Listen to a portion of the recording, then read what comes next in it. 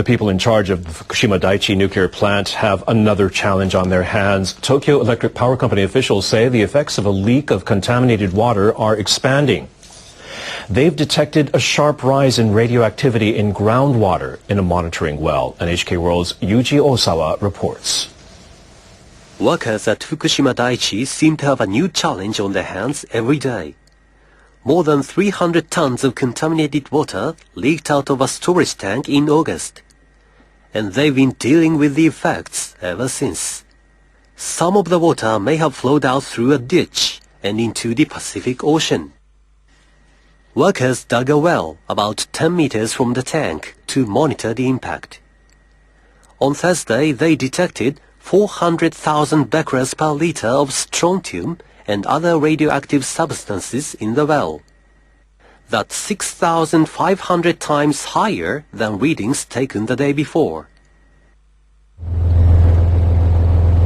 Fishermen worry about what the leaks might mean for them. The accident 2 years ago forced crews up and down the coast to stop working. Starting in June of last year, those in northern Fukushima headed back out onto the water to carry out test catches. And now, fishermen from the port city of Iwaki have headed out for test catches of their own. We are 30% hopeful and 70% worried about the contaminated water. We'll do our best, but we're anxious about what consumers will think. The fishermen have to stay at least 40 kilometers away from the nuclear plant. And they can only catch 16 kinds of seafood, including octopus, hairy crab, and the local specialty, round green eyes. Fishing cooperatives test for radioactivity. They've set their own safety limit, twice as strict as the government standard. If a sample does not meet their criteria, all of the species caught that day will be thrown out. Fishermen on Friday hauled in more than 1 ton of marine products. They were tested for radioactivity, but no tainted samples were found. The fishermen will ship their catch to markets around the prefecture on Saturday morning. Yuji Osawa, NHK World. There's a worrying spike in a radiation at the Fukushima nuclear plant. Readings from a water storage tank have rocketed 6,500 times higher in 2 days. A powerful typhoon swept through Japan earlier this week, causing toxic water to be released into a drainage ditch leading to the Pacific Ocean. It's compounded what's been a worsening situation at the plant in recent months, as Irina Galushko explains. 2.5 years to admit the painful truth. Japan needs help. We are wide open to receive the most advanced knowledge from overseas to contain the problem. My country needs your knowledge and expertise. The past few months have been marked by growing problems at Fukushima. Several workers have been exposed to radiation, the levels of which are reportedly at their highest since the accident in 2011. And, on top of that, there's the issue of leakage. This is the reactor. Inside it is the reactor core, the actual nuclear part of the plant. This is water which is used to cool the nuclear core so it doesn't burst in flames. That water obviously has to go somewhere, so it goes into a special container which is slightly below the reactor itself, where irradiated water is stored and then filtered. Unfortunately, at the Fukushima plant, the situation is such that this container with the irradiated water is located on the very seashore. This is the ocean. And the problem with the Fukushima is that there's a leak, supposedly, right here. So from there, the irradiated water is flowing into the Pacific Ocean. Sadly, Russia has a lot of experience to offer when it comes to wiping up remnants of a nuclear catastrophe. It has had its own deadly lesson a quarter of a century ago. Fukushima should be treated just like Chernobyl, as a wreck that must be retired and put in a sarcophagus. The problem with Fukushima is that they can't decide whether they want to close it or to keep it going. Closing the plant doesn't seem to be an option for TEPCO, the company operating the facility, which many in Japan blame for the failure to handle the Fukushima crisis. In fact, TEPCO is pushing towards reopening its Kashiwazaki Kariwa facility, the world's largest nuclear power station. It was shut down in 2007, following reports of radioactive leaks after a powerful earthquake. But the power giant seems undeterred by the prospect of having two malfunctioning nuclear power stations on its hands, maybe hoping an international effort would solve both problems at the same time. Irina Galushko, RT. Fukushima's troubles storm back, of course, to the earthquake and tsunami that ravaged Japan in March of 2011. Now, it took a year for Japan's government to admit that the nuclear disaster was caused by the improper handling of the crisis, and the plant's operator, TEPCO, well, they say it could have been avoided. Now, 2 years after the crisis hit, radiation is recorded in local fish and a leak discovered at a storage tank with contaminated waters. And when TEPCO finally admits that there is leaking toxic water, it also revealed that up to 300 tons of that radioactive leak was also found in water flowing into the ocean. Now, Robert Jacobs, who's an associate professor at Hiroshima Peace University, says there's no immediate solution for the crisis. Nobody really knows how to solve the problems at Fukushima. There is nobody who has solutions to these. The problems at Fukushima are unprecedented. So even bringing in outside expertise, all that they can do is try to problem solve. There's no solution that other countries have that they can come in and fix the reactors, or rather shut down the contamination, shut down the leaks. So even other countries coming in and bringing their expertise will hopefully bring more professionalism than TEPCO has shown in the last 2.5 years.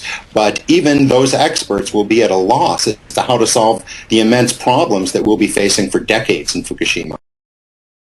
Kevin Camps is the nuclear waste watchdog with Beyond Nuclear, the website beyondnuclear.org.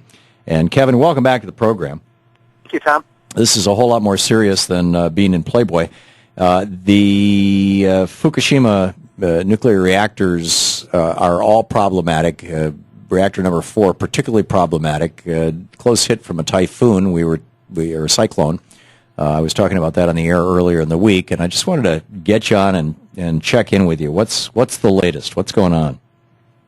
Oh, it's such chaos at the Fukushima Daiichi site. It's at least a weekly, if not a daily, crisis, and that includes things like leaks of highly radioactive water into the ground that then flow into the ocean on a regular basis, and workers getting doused with highly radioactive water, making incredible mistakes like overfilling the storage containers with highly radioactive water so it just spills over the top and then goes into the ground and into the ocean. And you mentioned Unit 4.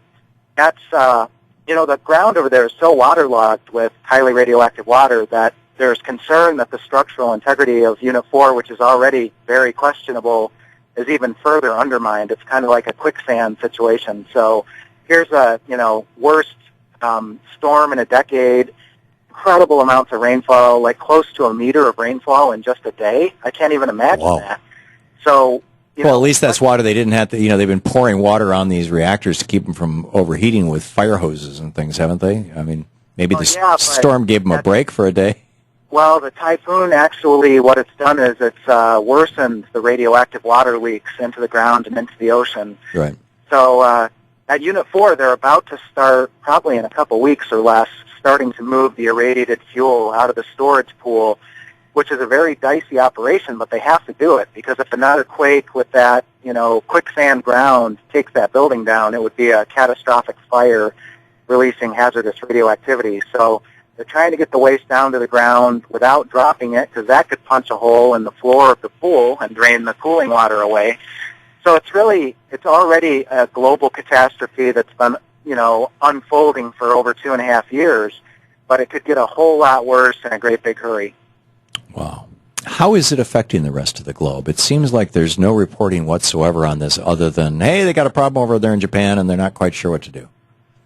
Yeah, I mean, the things happening at Fukushima Daiichi, if they were happening somewhere else, would be huge news because they're serious nuclear accidents, but because it's there, they just lump it into the mess and stop paying attention to it a long time ago. The way it's affecting the rest of the world at this point, anyway, are these daily releases of 300 tons of radioactive water, which is 72,000 gallons of not highly, but radioactive water flowing into the bay and then into the ocean beyond. And sometimes when they have leaks from this tank farm of giant storage containers where the highly radioactive water is stored, then it is highly radioactive water going into the ocean. So that's a constant daily release of radioactivity into the ocean. Unfortunately, the nuclear establishment, the Japanese government, see it as dilution is the solution. It's a big Pacific Ocean. What they're ignoring is the bioconcentration of radioactivity in the food chain, in the fish. And there is pressure by the fishing industry, including, even small-scale family fishermen, to begin fishing that coastline, which is going to be very problematic. We have less protection on our seafood here in the U.S. than the Japanese do. So we could easily import radioactive fish from Japan that they see as unfit for human. And not even know it. Yeah, the testing programs here are not good. And there's a group called Fukushima Fallout Awareness Network that's working hard to get the Food and Drug Administration to take this issue seriously.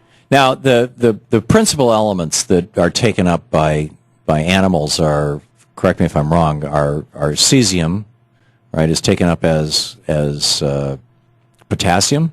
Am I remembering that right? Yeah, and in muscle tissue, so you got cesium-134 and cesium-137 radioactive. Right, and then what's the one that's taken up by the bones? Strontium? Strontium-90. Strontium-90. And then, of course, iodine's taken up by the thyroid, but iodine has a much shorter lifespan, the radioactive iodine. The iodine-131 has an 8-day or 80-day hazardous persistence. Right. You've got iodine-129, which is a forever poison, so that would still be an issue. Oh, I didn't know that. So are these elements, if there's cesium or strontium in the fish, radioactive cesium and strontium in the fish, and you eat the fish, it's going to get in your body, and your body's going to absorb it, the cesium into the muscle tissue, the strontium into your bones, and eventually can very easily cause cancer because these things emit particles and rays that bust up DNA in ways that flip cancer on. Yeah. But are they radioactive enough that I have one of these little Geiger counters that I bought on, well, it's not so little, it's about 4 times the size of a pack of cigarettes. And it was like about $400. It's supposed to be a really good one. And I keep wanting to take it into restaurants and into supermarkets, and my wife won't let me. I mean, this is literally, Louise and I get into, is one of the few things that we just really disagree about. And I've even thought about, just going to the supermarket alone one day and walking around with a Geiger counter.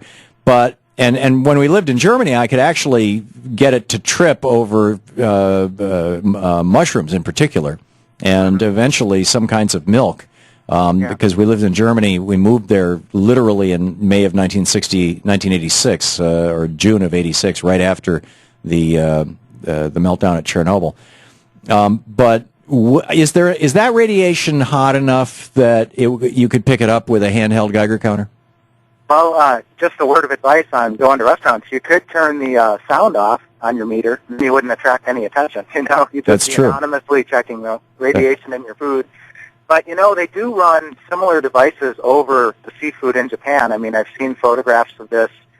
There's probably something like that going on at the federal level in the United States. It's kind of a rudimentary way of checking for radioactivity in food, though. You need special equipment. You actually need to do it in a more of a laboratory-like setting, because even dilute radioactivity in the flesh of fish or in other foodstuffs can be a problem. I mean, I mean, if it's emitting 1 particle a minute, you wouldn't notice that with a Geiger counter. But if that becomes part of your heart muscle and it's emitting 1 particle a minute for the next 10 years, that could take you down. Well, here's the figures. In Japan, it's 100 becquerels per kilogram in food. That's the cutoff. If it's worse than that, it's unfit for human consumption. A becquerel is a radioactive disintegration per second. So you can think of it in time. It's 100 radioactive disintegrations per second in 2.2. So that, if you could measure that with a Geiger counter, that would sound like. Yep. And in the U.S., it's 12 times worse. We allow 1,200 becquerels per kilogram in our food. You're kidding. Incredibly. Nope. It's, Louise is not going to stop me from carrying that Geiger counter. There's a network of people around America doing this, aren't there? Yeah, it's called the Fukushima Fallout Awareness Network, and they focused on the Food and Drug Administration with a petition drive, an official petition calling on the FDA to do much more testing on the seafood supply. Yeah, amazing. Kevin Camps, nuclear waste watchdog at Beyond Nuclear. BeyondNuclear.org is the website. Keep an eye on Fukushima and tell your friends. Thank you, Kevin, for dropping by. Thanks so much, Tom. We'll be back. A team of nuclear experts has arrived in Japan to help the government deal with one of its toughest problems. Members of the International Atomic Energy Agency will advise on how to decontaminate areas around the damaged nuclear plant in Fukushima. Leader Juan Carlos Lentijo says the priorities should be reducing radiation levels and disposing of contaminated soil. It's the second time Lentijo has brought an IAEA team to Japan. He came 2 years ago, just before full-scale decontamination work began around Fukushima Daiichi. At that time, they advised Japan's leaders to focus on areas of higher radiation to minimize the volume of tainted soil they have to deal with. The team plans to submit a new report to the government next Monday. The IAEA will help Japanese experts monitor radiation levels in the sea just off the plant. And South Korea wants to participate. South Korean Foreign Minister Yoon Byung-se made the announcement to Parliament on Monday. We are very interested in the monitoring that the IAEA will be leading. We will send delegates to take part in that work. I've already told the relevant departments to prepare. Consumers there are growing increasingly concerned about the safety of fishery products. Leaders in Seoul have banned imports of seafood from Fukushima and 7 other prefectures. Leaders in Tokyo want that ban lifted. Japanese delegates took their case to the World Trade Organization in Geneva. They said there's no scientific basis for the embargo. They said marine products undergo radiation checks before they're shipped overseas. As we've pointed out, WTO rules state there should be no arbitrary or unreasonable barriers between member countries. I believe many countries now understand Japan's view. But South Korean officials say they can't take chances with food safety. They said they'll ask Japan's government to provide more detailed information. Japan's Fisheries Agency is changing how it releases information on the contamination of waters off the Fukushima Daiichi plant. It will soon provide more multilingual data. This comes after the South Korean government last month imposed a blanket ban on marine products from 8 Japanese prefectures, including Fukushima. The Fisheries Agency currently discloses updates on its website about radioactive contamination of seawater surrounding the Fukushima plant. The web pages are now available in Japanese and English, but the agency decided to translate the information into Chinese and Korean as well. The agency hopes people overseas will be persuaded that Japanese marine products are safe and that the ban is unnecessary. Visitors to the government website will be able to access the extended multilingual information by the end of this month. After Chernobyl we finally hear all kinds of cancer went up the next year. Hard to interpret, says OPCS. Can't understand it, well here is a guess. Low-level isotopes from the Ukraine drifted to Wales on the wind and the rain. Rainfall is higher in Bangor than Kent.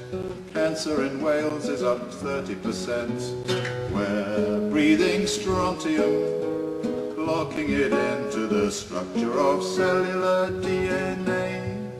And each beta decay in an occasional, rather mutational way. Kills us, even new labor can see what it means. Radioisotopes alter your genes.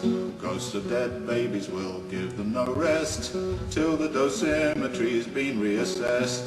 Wombling, stromboling, banker to Kent, telling the news of the second event.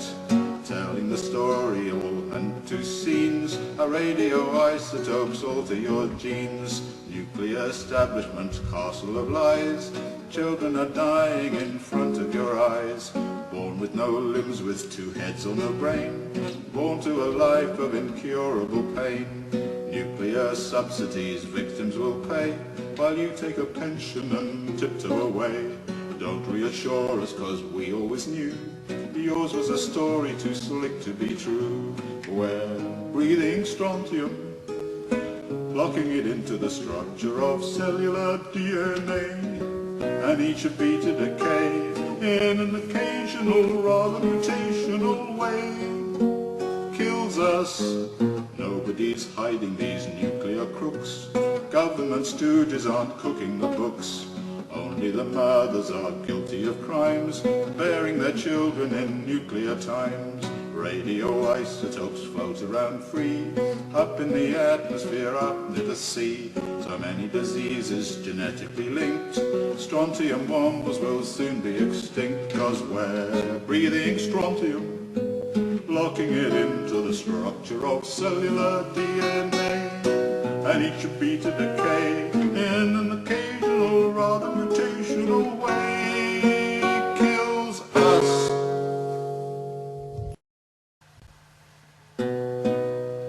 After Chernobyl we finally hear all kinds of cancer went up the next year. Hard to interpret, says OPCS. Can't understand it, well here is a guess. Low-level isotopes from the Ukraine drifted to Wales on the wind and the rain. Rainfall is higher in Bangor than Kent. Cancer in Wales is up 30%. We're breathing strontium, locking it into the structure of cellular DNA, and each should be to decay in an occasional, rather mutational way. Us. Even new labor can see what it means. Radioisotopes alter your genes. Ghosts of dead babies will give them no rest till the dosimetry's been reassessed. Wombling, stromboling, banker to Kent, telling the news of the second event. Telling the story all unto scenes. Radioisotopes alter your genes. Nuclear establishment, castle of lies. Children are dying in front of your eyes. Born with no limbs, with two heads or no brain. Born to a life of incurable pain. Nuclear subsidies victims will pay, while you take a pension and tiptoe away. Don't reassure us, 'cause we always knew yours was a story too slick to be true.